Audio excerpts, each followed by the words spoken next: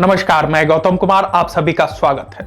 अब आपके सामने पेश है देश भर की प्रमुख खबरें, तो बने रहिए हमारे साथ खबरों की इस यात्रा में। मंगलवार रात प्रयागराज में मौनी अमावस्या के चलते महाकुंभ में ऐसी भीड़ पहुंची कि भगदड़ मच गई। भीड़ के चलते मची भगदड़ में अभी तक लगभग 10 लोगों की मौत और 7 लोगों की घायल होने की जानकारी मिली है। इस हादसे में परिजनों को खो देने वाले लोगों की कहानी दिल पिघला देने वाली है। दिल्ली विधानसभा चुनाव 2025 के लिए 5 फरवरी को एक चरण में वोटिंग होगी। इस चुनाव में कांग्रेस पार्टी अपना वोट बैंक हासिल करने के लिए पूरी ताकत झोंक रही है। चुनाव में पार्टी की ही नहीं बल्कि कई वरिष्ठ नेताओं की प्रतिष्ठा भी दांव पे लगी है।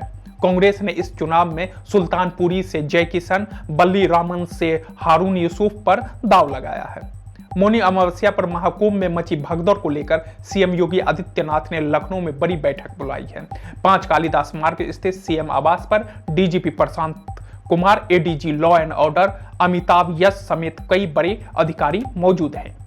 प्रधानमंत्री नरेंद्र मोदी आज से दिल्ली के चुनावी दंगल में चुनाव प्रचार के लिए उतर रहे हैं। पीएम मोदी की पहली रैली दिल्ली के यमुना पार के गोहडा विधानसभा क्षेत्र में होनी है। दिल्ली मेरठ एक्सप्रेसवे पर घने कोहरे के चलते कई वाहन आपस में टकरा गए। हादसे में आधा दर्जन से अधिक लोग घायल हो गए। इसमें कई लोग घायल हुए हैं। घायलों को इलाज के लिए अस्पताल में भर्ती कराया गया है। इस हादसे के कारण एक्सप्रेस पर जाम की स्थिति बनी गई है। पुलिस ने जाम को खुलवाने का प्रयास किया है। पटना जंक्शन पर मौनी अमावस्या के शाही स्नान के लिए श्रद्धालुओं की भीड़ उमड़ पड़ी है, जिसमें अफरा तफरी मच गई। हालात इतने बिगड़ गए कि कंफर्म टिकट वाले यात्री भी ट्रेन में सवार नहीं हो सके। जनरल से लेकर एसी कोच तक जबरदस्त भीड़ देखने को मिली। पुलिस और रेलवे प्रशासन यात्रियों को नियंत्रण करने में जुटा रहा, लेकिन भीड़ इतनी थी कि व्यवस्थाएं धरी रह गई।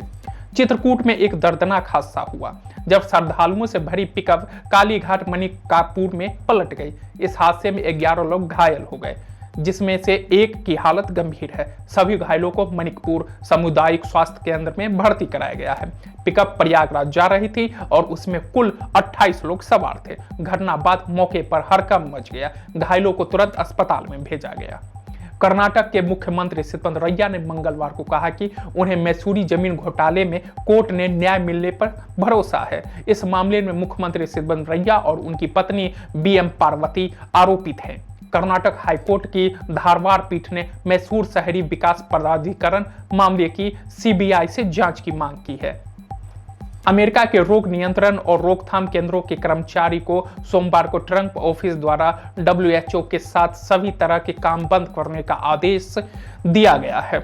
वहीं केंद्रीय स्वास्थ्य मंत्री जेपी नड्डा ने मंगलवार को कहा कि अमेरिका के WHO से बाहर होने की घोषणा का भारत इस वैश्विक एजेंसी के साथ चल रही परियोजनाओं पर कोई असर नहीं पड़ेगा। मुस्लिम पर्सनल लॉ बोर्ड ने वक्फ विधेयक का समर्थन करने के लिए भारतीय जनता पार्टी के सहयोगियों की कड़ी आलोचना की है और संसद के विधेयक को हारने की विपक्ष में एकजुट होने की अपील की है। वक्फ संशोधन विधेयक पर विचार कर रही संसदीय समिति वक्फ बोर्ड में गैर मुसलमानों को शामिल करने से सरकार के कदम का समर्थन किया जा रहा है।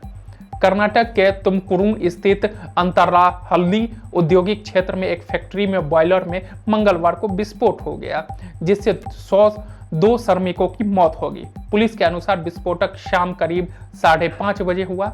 चावल की भूसी से तेल की फैक्ट्री में बॉयलर में विस्फोट हो गया, जिससे श्रमिक ऊंचाई से नीचे गिर गया और उनकी मौत हो गई। मंगलवार को सुबह डेल्टा द्वीप के पास भारतीय मछुआरे में एक समूह को पकड़ने के दौरान श्रीलंकाई नौसेना द्वारा दी गई गोलीबारी में घटना पर गुरुवार को श्रीलंका के समक्ष कड़ा विरोध दर्ज किया है। इस घटना को लेकर विदेश मंत्रालय ने कहा कि गोलीबारी शुरू होने के समय मछली पकड़ने वाले नाव पर 13 मछुआरे सवार थे। इस गोलीबारी में 2 मछुआरों को गंभीर चोट आई है। यह था आज का राष्ट्रीय समाचार। हमारे साथ जुड़े रहने के लिए धन्यवाद। अधिक जानकारी और अपडेट्स के लिए हमारे YouTube चैनल 11 न्यूज को सब्सक्राइब करें और नोटिफिकेशन के बेल आइकन को दबाना ना भूलें।